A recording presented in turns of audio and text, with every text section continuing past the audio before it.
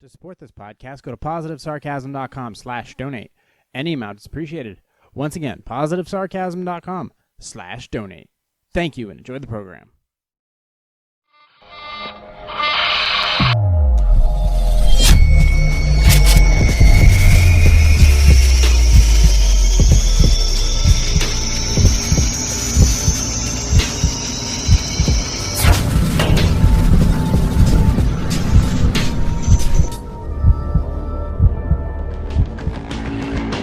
Good evening. Jay here, positivesarcasm.com. Reporting here from the Spare Parts Studio Underground. T-minus 45-ish days and counting until Seacoast bound. You can find me on all social media. You can find me on Parler as soon as it's back online. If you guys have, recommendations for other social media apps that are either up and coming, people haven't heard about, or is a different audience altogether, please go ahead and send me an email or contact me through my website, positivesarcasm.com. Go to the contact page and just, do the thing there. Or you can email me directly, positivesarcasm@outlook.com. I just want to see if there's other social media or other ways of communicating with a different audience, a new audience, or maybe one I don't reach on a daily basis or a weekly basis. Just if you have suggestions, I know there's the Snapchats, there's the Facebooks, there's the Instagrams, there's the Twitter. I know about the big ones. Talk to me about the little ones. Don't tell me about the rogue renegade ones, which people are being, sequestered or whatever. I already know about Gab and Parler. I have a username on Gab, but I haven't logged on in like 6 years. I just happen to have one. Parler, I'm still on there. I'm just waiting for them to come back online. So you can find me on there too when it comes back online. But in the meantime, you can email me directly if you have recommendations for other social medias that are up and coming or about to debut or been there for a while, but maybe I don't know, my eyes aren't open to them. Email me directly, please. On today's Sunday Leftovers, so we're going to do some more, I got a list here. So if you've been following the podcast, which I'm hoping you did, got my little Stewie badge here. We did, since the everybody kind of got stuck at home, or we're talking about financial consolidation. All right, and when I did a work at home, like people canceling and trying to save money, so they build a workout gym at home. Like they build a whole gym at home. So I went through basically every single thing that you could possibly want to work out with at home without having to spend $30 a month at the gym. So I went through a whole list of all the things you could buy that are online, that are relatively inexpensive, and then some of the other variables that may make it expensive, and then how much over the course of a year would you be making back, over a course of 2 years you'd be making back, and then how much do you actually use, where you could what do you actually use at a gym, what do you actually need in your home gym, how much space would you need, how much money it would require. So we went through that in a way to possibly in the long term save you money, and in the short term, because like I said, you're spending probably, unless you're a Planet Fitness person, you're probably spending between $30 and $50 a month at your gym. Not to mention, a lot of them have yearly renewal fees as well. So we went through a whole list of things you could be spending your money on: squat racks and weights and barbells and dumbbells and benches and leg machines and all this other stuff. And we came up with a relatively reasonable amount of equipment. So you could do all the things you want to do, but in the comfort of your garage, your basement, your spare room, your shed, whatever. So I'm back with another idea of that concept today. Only right now, obviously, this is one thing that everybody has, probably every administrative person has in their house right now. And it's one of these things. It is a boring old office computer that can barely make you a cup of coffee in the morning. I mean, it is bare bones as fuck. It is the homely girl with a decent looking face and a really flat ass. This is what this freaking computer is right here. It can do almost nothing except for connect to the server and do Google searches, and that's it. So this is the one that I'm working on right now that I just tightened up for a client. So most of these, and this is pretty much newish, okay, within the last 3 to 4 years, most of these i3s or i5s that are going into an office, being installed in an office, or actually coming out of an office. When you think about it, if you ever walked into an office, there's between 50 and 75 people per per section of an office. So we're talking about 50 to 75 of these computers just sitting there doing almost nothing, basically destined for some type of wholesale sell-off every 4 years. That's what they do. There's a ton of these computers. They buy them in bulk. They get some type of corporate discount, you'd think, because they have to buy them brand new. They buy these things brand new with a certain package on them, and most of them either are server-based or they have the programs already installed. Either way, that's kind of going down the road. I want to keep the dorkdom to a minimal so that I can get everybody on board with this thought topic. Okay, with this thought process, excuse me. All right, we good to go? Recording? All right, let's bang it out. So, all right, one of the key things here is, and we'll save the laptops for the very last, but right now, obviously, a lot of these office environments, people have been told, you take your computer and go home. So everybody took their little desktop and they brought it home. They hooked it up to their router, and now they're working from home with this stupid little thing. Well, in 3 to 4, or even 2 to 4 years, this computer will be swapped out for something else, for whatever reason. Or it'll be broken for some stupid reason, which is probably very fixable, and then you'll get another one just like it. But mainly, these computers, I can show you right here. This is one that's live right now, an HP ProDesk 400 G1. It's basically a newer i3, an Intel i3 processor. Some of them come with i5s. With a decent amount of cores, so they have a good processing power attached to a basic bitch motherboard, okay? Because once you change out a motherboard, then it's like, okay, now you got a completely different computer, and there's all kinds of things that you're now dealing with variables that shit can go wrong. So, basic bitch motherboard, standard processor that can do a decent amount of computing, but is hampered by a lot of issues. Now, this basic computer comes with an i3, like a late gen. So like when back in like 2011, 2012, the Intel i3 processor was introduced. It was a relatively decent processor that could do a lot of basic gaming, a lot of interneting, a lot of streaming. It was good. Matter of fact, I still have one kicking around right now that's like 3rd or 4th gen that runs beautifully. The i3s nowadays are considered 8th, 9th, and 10th gen. Those are the ones that are out there right now. And they are relatively fast. But there are some problems with it. And it's not the motherboard per se. The motherboards are perfectly fine. The motherboard, if you guys don't know, that is basically where all of the computing is done. That's where the CPU, the processor attaches to. It's where all the hard drives attach to, the graphics cards, the videos, the sound, everything. It's kind of the brains of the operation. So on top of that, you actually have a power supply. You have a basic power supply. So we'll go ahead and let me go ahead and open up an extra tab in eBay, and then we'll go through this. I have to remember that I also have people listening to the podcast as well. You can find me on anywhere where podcasts are downloadable, by the way. You know where they are. So let's just do a power supply. Let me scroll down here. Now, power supplies for a lot of these basic bitch office computers run about 100 watts. 100 watts will pretty much do whatever you need to do, whether watch a little bit of Netflix, do a lot of interneting, and do basic office work, okay? Let's see. Well, now, I'll go ahead and price one out for you. So let's just do a 100-watt power supply and see what that goes for. So a 100-watt power supply will, that's a 400-watt, 1,200. A 100-watt power supply, there's a bid out there right now for one for $10.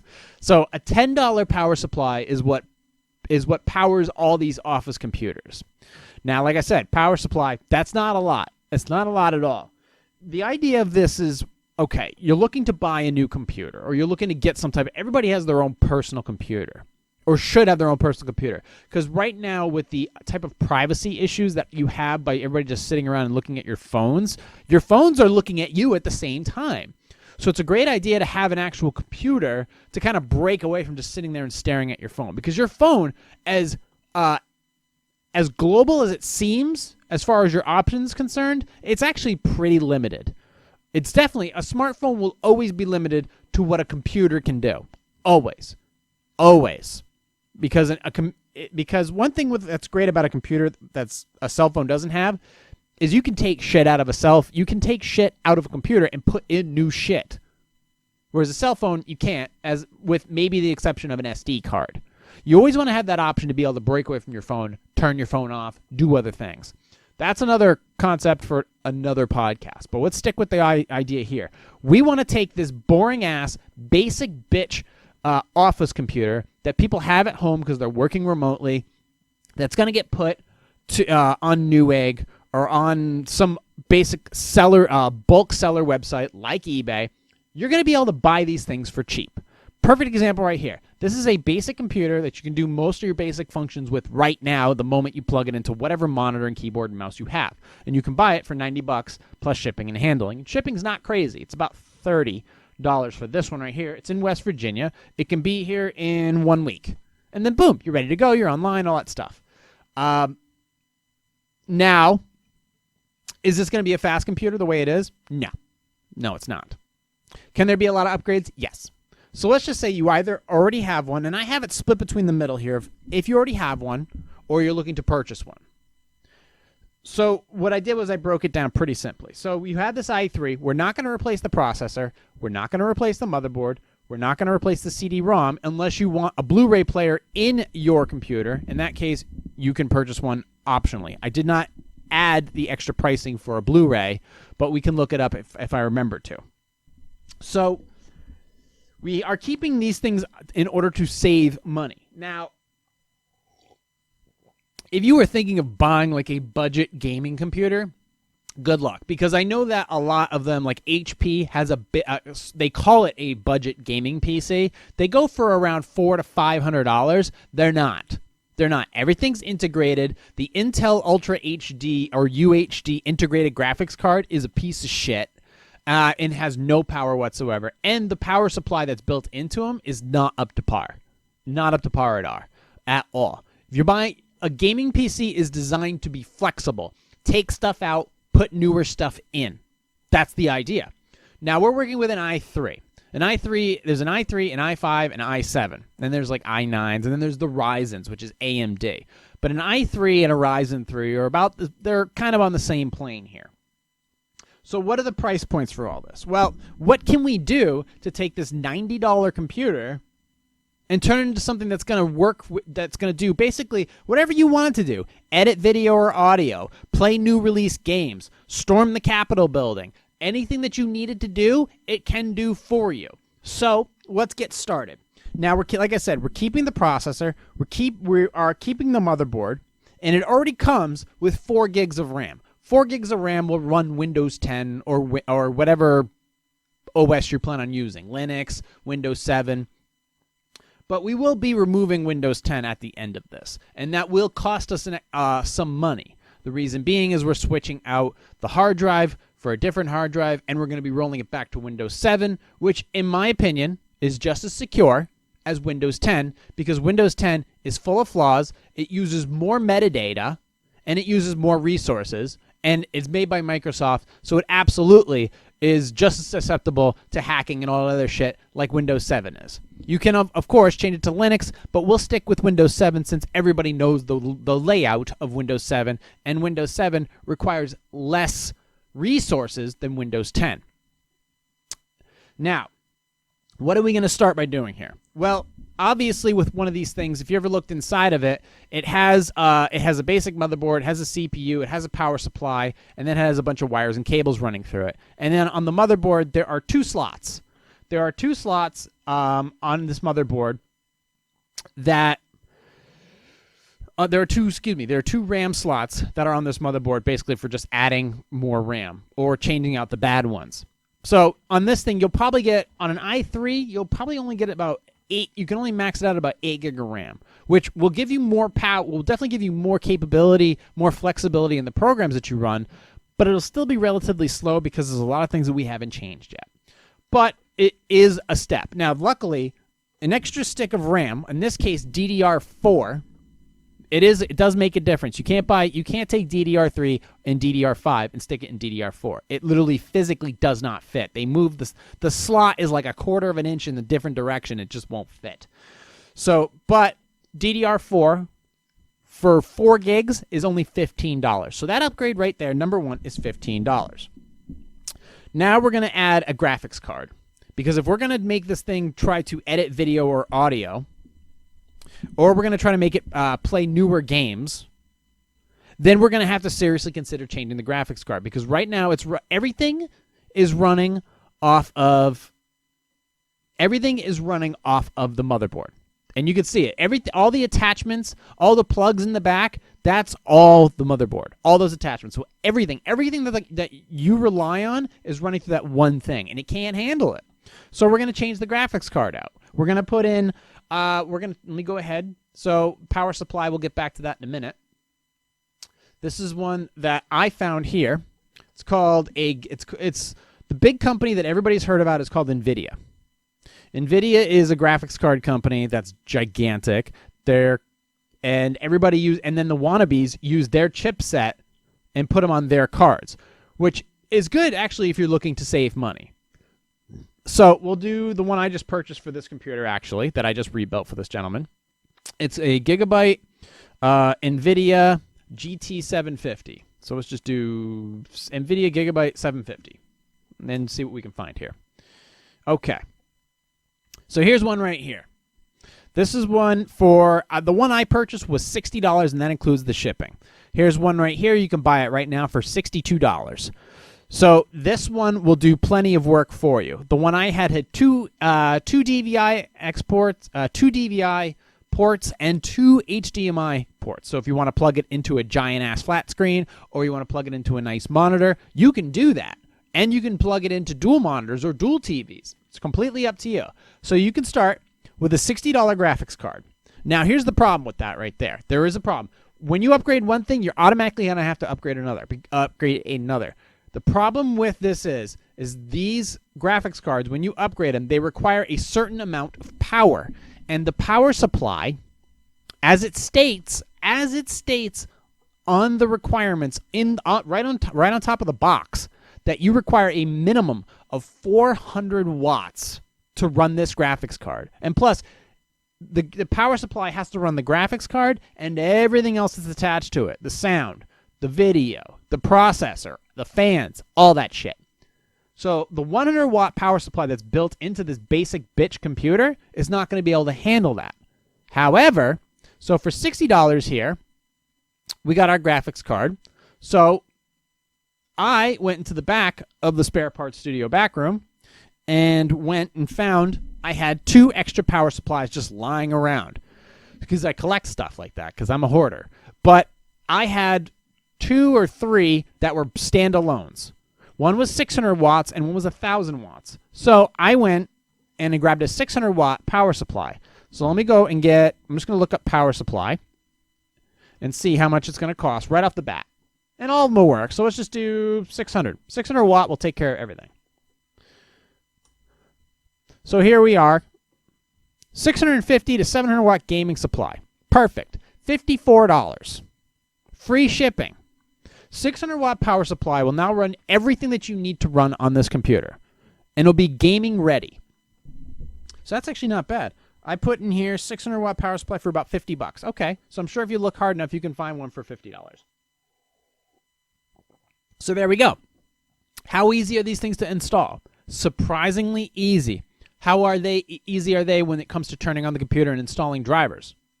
There's no drivers. It's just a power supply. All you do, there's 4 screws in the back of the computer. There's 4 screws in the back of the computer right where the power supply where you plug it in, and you just unscrew them. And then the power supply kind of goes limp. You pull on it. Now, inside the computer, there is a major plug attached to the motherboard. You pull that out, and then you unplug some of the SATA cords, and you just unplug everything. Just remember where they are. Then you take the power supply out. You put the new one in.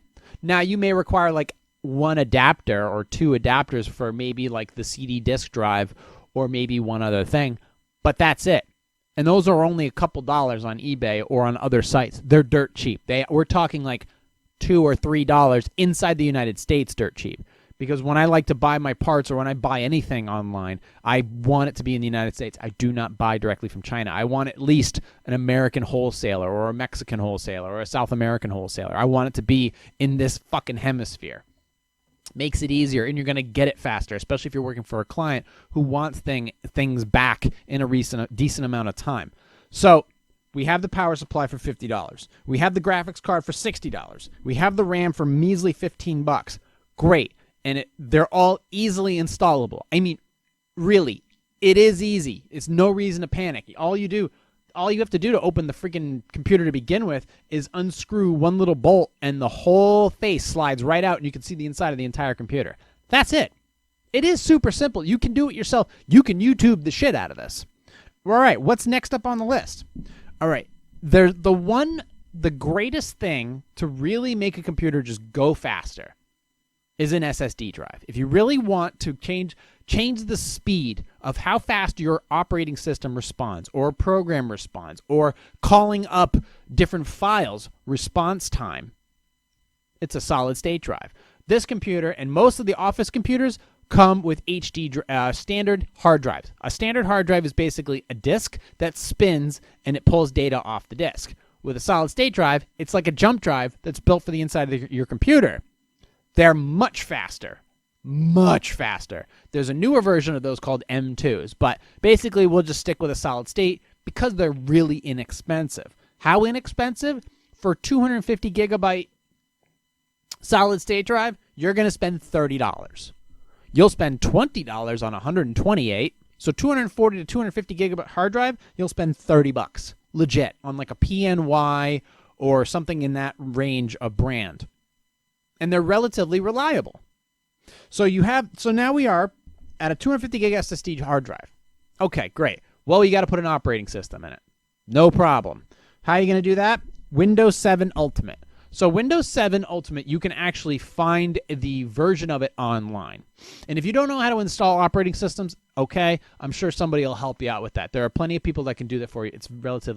It's actually not that difficult.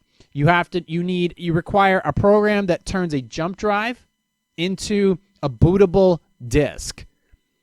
I believe Rufus. So generally you download Rufus, you take the jump drive, you insert the jump drive, and then you run Rufus.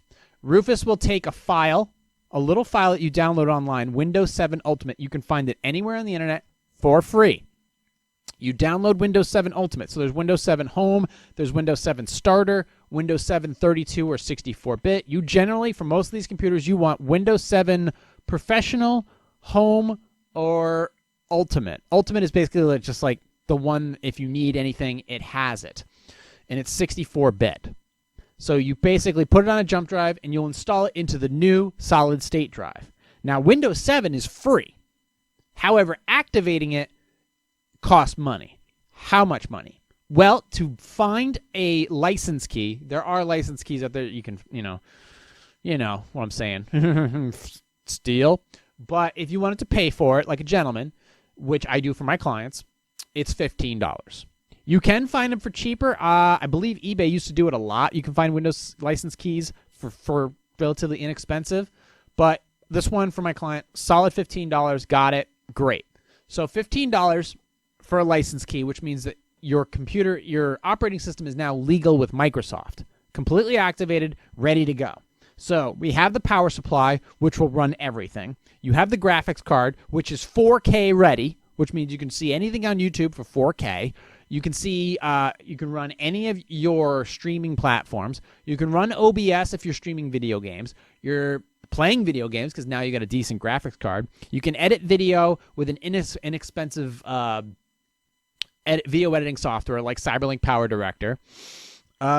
Now, what else are we going to need? Well, if you happen to have a Windows keyboard and mouse, if you already happen to have a keyboard and mouse lying around anyways, which you probably do, then great. Then that's one thing you don't have to spend money on. But if you were looking to get one from scratch, buy a new one, you can go get a wireless keyboard and mouse, which is a great idea because they're smaller, they save space, and there's no cords.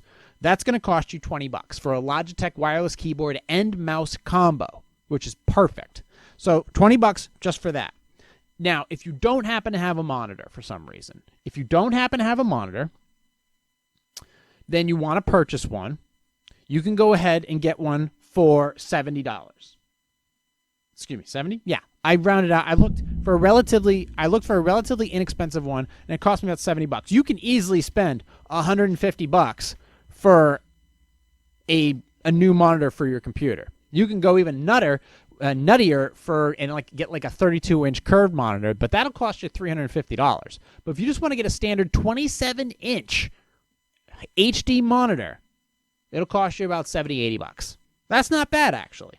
Or you can just plug this into any flat screen television that you have in the house, and there you go. Now you get a giant-ass monitor, because probably what you're going to be doing is going to require something that nice anyways. But like I said, you have the options. Or you can have a nice monitor and your TV at the same time and run dualies. So that being said, we have now taken this little tiny i3, which I have tested on YouTube, and I'm going to be testing with like a video game or whatever. And this thing can almost run 8K on YouTube. But because it's an i3, it basically maxes out the amount of resources that's available to a processor that small, that junior. But as far as RAM, barely touches the amount of RAM that's needed. Now on an i3, generally not all the RAM is available to you. When you install 8 gigs of RAM in a computer like this, generally 6.5 is usable. Now you go into system configuration, and then you just click, the amount of cores that are available. On an i3, a newer i3, there's generally 4 cores available. Use them all, and the amount of RAM that's available, use it all. And then there you go. So 600-watt power supply costs you $50. A nice graphics card, $60. Additional RAM is $15. Nice SSD drive, which will really speed up your computer, is $30. The Windows 7 key is $15. An extra keyboard and mouse, $20. 27-inch monitor, $70. So in this computer right here, with shipping, is $110. And there's thousands of these. There's probably millions of these things in the United States right now, all ready to go, just sitting in a warehouse completely unused, just not doing anything, because people think that they have no value. They think they have no value. Now, I'm going to be honest with you. The build quality of an HP laptop is borderline horseshit. I have an HP laptop right here, and the build quality is borderline horseshit. I've got one over there. The build quality is complete horseshit. The thing is, though, they both work. They both serve a purpose. Are they durable? Fuck no. They're not durable at all. The only one that I have that's relatively durable is about 10 years old. But they do work. They do serve a purpose, a relatively good purpose. They're not just like, I don't know, but they work. So, and I've done the same things to these laptops, okay? I give them SSD drives. I pump them full of RAM. I backdate them to Windows 7. I strip out anything that it doesn't need to be running, and I give them a strong task. Run audio, run video, run articles, watch TV. I give them this shit, and they run it great. So these are the things that you have to consider. And this new laptop that I have running the podcast, like recording the actual audio, is not even that powerful. It's an AMD Vision, which is like an A8, and it's a dual-core processor, whereas an i3 that you're buying here for $110 has more cores than that. It's faster than that. It's stronger than that. It's newer than that. And it's easy, and it's much easier to upgrade than this little shitty laptop that I also got for free. So for $110, you buy the basic setup, okay, with nothing in it. And for an additional $260, you can turn this for basically a grand total of everything here: the keyboard, the monitor, the mouse, the license key, everything included that you need will basically run you about $370 for a full-blown, highly capable computer. Highly capable of doing basically whatever you want. Basically whatever you want. And as I scroll down just a little bit here, they're all here. There's tons of them. Here's an HP 6300 with an i3. All these computers, do they look familiar? Honestly, do they look familiar? All these computers are ones that you've seen in your workplace. And they're all capable of so much more. The only ones I would not recommend are these Core 2 Duos. A Core 2 Quad, maybe, but a Core 2 Duo I would steer clear of. They just don't have the power to really keep up with today's demands. But a lot of these other ones, these mini towers, anything that is not Pentium, but i3 or i5. Now, some of the i5's desktops are capable of running not 8 gig, but 16 gig, which will drive your price up of the basic computer that you're purchasing a little bit and the amount of RAM that you're purchasing, the price will go up a little bit too. But compare this to like an HP, let's just do an HP, what do you call it? We'll do HP gaming computer, gaming desktop. And I'll show you the prices on these things that will not compare to the ones that we're talking about. So these things right here, these HP gaming computers, they call them gaming computers, and they put a picture of fucking Fortnite on them to make it seem like they actually know it. But no, they're not running SSD drives. And the graphics cards that are in them are shit. So the amount of upgrades that we're talking about here, this is $315. Now, we're not that far past that. And I'm talking about adding the keyboard and mouse, which is an additional $20, the 27-inch monitor. So you take away the monitor, the wireless keyboard, and mouse, that's $90 right there. We're way below this i5 with 500 gigs, with a 500 gig regular old Betsy hard drive in it. We're way past that. So, and here's the other ones too. Here's the HP Pavilion gaming desktop, which actually isn't a gaming laptop. They gave it a prettier case is what they did. They gave it a prettier case, and they put a Hyundai Elantra fucking engine in it. It's got a regular Intel integrated graphics card, which will not do anything. And basically, the computer that I got you, the one I'm showing you here, is like a sleeper. It's like we took that Hyundai Elantra and we put a supercharger on the engine. Whee! And the thing takes off. And I've tested this thing. I attached it to a 55-inch Westinghouse, what do you call it? TV. And the quality of video I'm getting at 4K is astonishing, with zero lag, no processing time on it at all. It's running beautifully. Now, I will be testing it out with a game and OBS running at the same time, and that's the only test that I'm going to be. That's the only threshold I need to pass to certify this computer as legit as fuck. So that's where we're at right now. Now, if you're going to be running a gaming laptop and you're going to be streaming it online or whatnot, you will have to finagle, depending upon the game, whether you're running Fortnite or you're running Call of Duty or you're running the new Doom Eternal. Well, then you're going to have to finagle the graphics a little bit. You'll most likely be running around 1080, and which is excellent graphics. And then you want to finagle the drivers that come with the graphics card. You want to finagle it for performance and not quality. Believe me, you're not going to be giving up anything when you just steer it towards performance. You just want the computer to run as fast as possible in anything that you plug into it, for games, for YouTube, for Roku stuff, So there's that option. And if you are going to be putting this thing online and playing video games online, to get the full potential out of this computer, you're definitely going to want to plug in instead of using a Wi-Fi adapter. You're definitely going to want this thing hardwired in. So believe me, some people forget about that. So you're definitely going to be wanting to do that. So let's just say, now, when I did this computer, the SSD drive was already supplied to me. The 600-watt power supply was already available to me, so I didn't have to go and buy that. And then on top of that, we already have the wireless keyboard and mouse. We didn't have to pay for that. And we didn't buy a new HD monitor for it. We didn't need to do that either. So all this said, all this thing's being totaled up, the computer was already supplied to me when we already had those other items. So that's a grand total of $90. $90.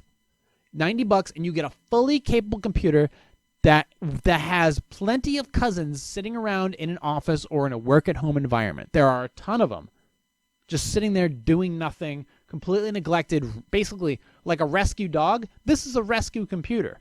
But if you were to put this whole thing together, it would cost you around $350 round trip.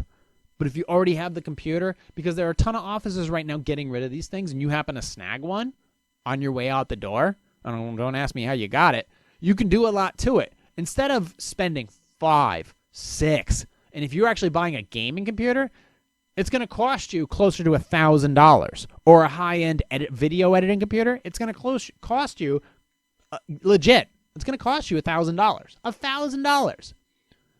And I've cut that price into a third. And I'm hoping you guys trust me when I'm saying, like, this thing can do it. This thing can actually do it. Like, I'm not running anything special around here. I've got a couple i3s, and one i7 with everything integrated on it. I don't have any magic computers here. Am I getting my hands on an Optiplex i5? Yes, but I'm getting it for free because these offices don't know what they're doing. They don't know what they're doing. They just buy these things where, to be perfectly honest, these offices should be still running Core 2 Duos or Core 2 Quads or older i3s. But they're constantly spending, they have these budgets. So they have these budgets, they have to justify their budgets, so they have to get rid of these computers and buy more. Because if they don't spend the money, then their budget will be cut. Whereas if they had these i3s, let's say they had these i3s, okay? If they had these i3s sitting in there and the budget needs to be cut, but they still want to have a little bit left over to upgrade these things, well, number one, they can max out the RAM from 4 to 8 gig. If it's a i5 that they have and their budget's being cut, they can upgrade the i5 from 8 gig to 12 gig or 16 gig. That'll give you plenty of usability, flexibility between programs that you're running. Because when you're running like an office computer, you're generally running a database program, a web-based program, an email, a chat service. So you're running all those things. So you need that flexibility in the RAM. Number two, to make the computing power much faster when you're switching from program to program and everything opening up, then you're definitely going to want an SSD drive. Most of these office computers are running basic bitch hard drives. So you switch those things out. And since everything's server-based anyways, you don't have to buy a 500 gig hard drive. You can if you want, but most of these computers will run perfectly well and have plenty of space left over for a 128 or 240, 250 gig SSD drive, which will only cost between 20 and 30 bucks. And it'll make the whole computer so much faster, a lot like a new computer that you just bought, that you way overspent on. And either way, and yes, my resources here will run Windows 10 or just like it does run Windows 7. Even though Windows 10 requires more resources from the computer, it will still run it excellently. Absolutely, with no issues whatsoever. You just have to make sure that when you are installing Windows 10, you buy the right one. And it's always good to install a clean version of the Windows program, because then it doesn't come with the extra added shit that comes from the factory, which just eats away at resources. You want a clean version of it. And then you can shut off certain stuff that the computer actually doesn't use. And then you have a computer that runs very efficiently that only uses resources that you demand of it. And these literally, and if they are cutting a budget in an office and you can't upgrade, you can't buy new computers, you can certainly upgrade them. So upgrade the RAM, change the hard drive to an SSD drive. If it does for some reason require a graphics card, like I said, you can get those for inexpensive too. Now, a graphics card comes with its own RAM, comes with its own processor, comes with its own environment. And believe me, it takes a lot of the strain off of the processor tremendously. Now, the big kicker is, yeah, we got to change out those power supplies on all these computers because it's not going to be able to. Now, I'll be honest with you. There are some. I have an AMD E series over here that has essentially no power supply. None whatsoever. No 100-watt. It's basically, it just like plugs right into the motherboard. It's disgusting. But you can buy one of those to get more wattage running through your computer, which will make it run faster, for a measly $40 to $50. Now, you can also, if you want to cool down the computer quicker, you can go ahead and buy new fans, more efficient fans for the computer. They plug in very easily. It's basically a 4-prong piece that's basically an exhaust fan. It's an exhaust fan. It has a 4-prong plug-in. You can basically, it's 2 to 4 screws. You basically unscrew that. You pop it out. You pop a new one in. They're inexpensive too. Shit, you can even buy radiators for computers. It's crazy. So all this being told, if your budget's being cut in your office, just upgrade the computers that you have. There's plenty of ways you can do that. Now, the only difference really would be if you're in an office environment, they're going to require Windows 10. That's just how the stipulations of working in an office are. But you're still going to get plenty of upgrades that you can put into that process. So that being told, what else could you do? So we reused the motherboard. We reused the processor. We didn't even change the i3 out for another chip. We still are using that. Now, we're still using the CD drive. We're reusing that as well. If you want to get a Blu-ray, you can upgrade that. Now, the old hard drive, what are we going to do with that? Very, very simple. We use that as a backup drive. We use that to store MP3s or pictures because it's an extra 500 gig drive that's just sitting there. What do you do with it? Easy. You make it a backup drive. So for some reason, if the hard drive, the SSD drive that you've installed fails, you don't lose everything. Everything is backed up onto the old disk drive that's now installed, screwed in. I just took the SSD drive, put it on the bottom, and took the old hard drive and put it on top, screwed that in, and made that a backup. And that's an extra 500 gigs of space that you can do essentially whatever you want with it. I just wouldn't recommend installing all your gaming programs on there because you want those programs to be as quick as possible, so you want them on the SSD drive. But you can store all your other shit on there if you want. It'd be perfect. And in case the computer crashes for some reason, all your stuff is loaded as a backup, as a backup file on the old hard drive, which is perfect. Then you can buy a new SSD drive for really cheap and get right back on track super quick. So that's what you would use the old hard drive for. So that's basically the layout of it. $110 basic computer that you would basically steal out of any office, and for an extra $250 to $270, you can turn that thing into a computer that'll last you, that will basically send you for the next 5 to 7 years. Laptops, you just upgrade the RAM, you just upgrade the hard drive, and that's about as far as you can go. For laptops, like I said, if you want something that's going to work in the house, that's what you do. With laptops, it is a little different, though. If you want something that's going to be really powerful, that can do a lot for you, that's a different animal. That, like I said, that's a whole other discussion. But we're talking about super cheap computers that you can buy anywhere, off of Newegg, off of Staples, off of Walmart, off of eBay, off of Amazon, for super cheap, and upgrade them for super cheap very simply. And you can do all these changes, you can do all these upgrades in a day. You can do all these upgrades basically within a span of a couple hours, and then you just let Windows Update do some of its updates. Now, if you, for some reason, some of the software drivers are missing, so that some of these, like maybe your USBs don't work right or whatever, well, you can go and you can basically type in, because a lot of these computers are for Windows 10. They're not used to Windows 7 as far as like some of the stuff that you're putting in. You can go ahead and you can install some of those Windows 10 drivers. They'll work with Windows 7 fine. And then you'll have absolutely no issues. This computer will be completely pristine. So if you have any additional questions or comments about upgrading like an old basic bitch office computer, you can email me directly, positivesarcasm@outlook.com. Or you can contact me directly through my website. But this is the one I'm working on right here. This exact computer I just upgraded. All I'm waiting for is a little tiny adapter to plug in the CD drive back into the power supply.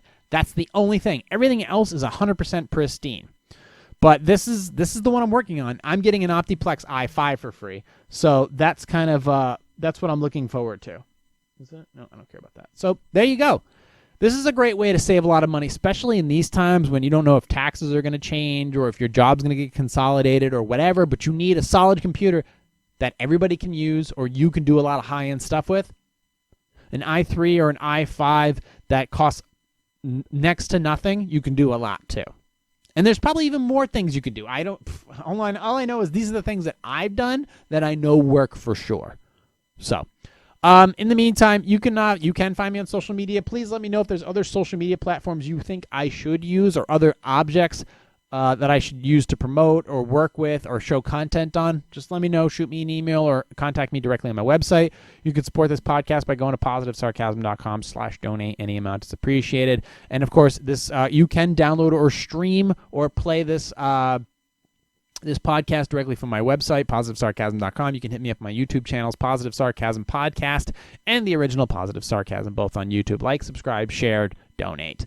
And, of course, if you want to listen to the podcast, Apple Podcasts, Stitcher, fucking Spotify, iHeartRadio, TuneIn, Podcast, anywhere where podcasts are available, okay? And if you have other questions, concerns, you can hit me up directly, okay? All right, we're done here. We just did 45 minutes on how to fix an office computer. But, hey, you know what? I'm right. I'm definitely right. But in the meantime, thank you guys for listening, watching, and subscribing. Welcome all new listeners. Welcome new subscribers to the YouTube channel. And I will talk to you all on Wednesday. Recorded here from the Spare Parts Studios T minus 45 days, this has been a Positive Sarcasm presentation.